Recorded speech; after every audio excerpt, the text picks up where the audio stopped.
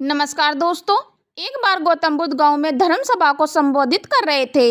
लोग अपनी समस्याओं को लेकर उनके पास जाते और उनका हल पाकर खुशी से वहां लौट जाते।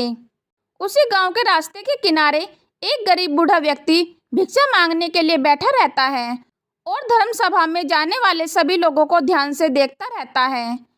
वह व्यक्ति देखता है कि सभी लोग अंदर तो दुखी जाते हैं, पर जब वापस आते हैं तो बड़े प्रसन्न दिखाई देते हैं। और यह चीजें देखकर वह गरीब व्यक्ति बहुत ही आश्चर्यचकित हुआ। उस गरीब को लगा कि क्यों न मैं भी अपनी समस्या गौतम बुद्ध को बताऊं, और मन में यह विचार लिए वह गौतम बुद्ध के पास जाता है। जब वह गरीब व्यक्ति वहां पहुंचता है तो उसने देखा कि सभी लोग अपनी समस्या गौतम बुद्ध को बता रहे होते हैं और गौतम बुद्ध मुस्कुराते हुए सबकी समस्याएं हल कर रहे होते हैं।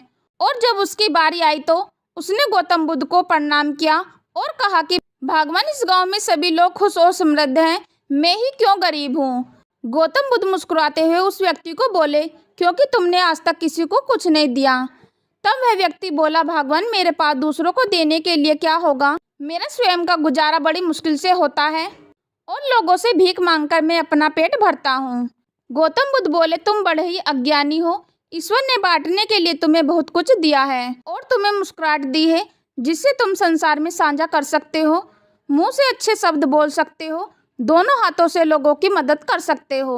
और ईश्वर ने जिन्हें यह तीन चीजें दी हैं वह कभी भी गरीब और निर्धन नहीं हो सकता।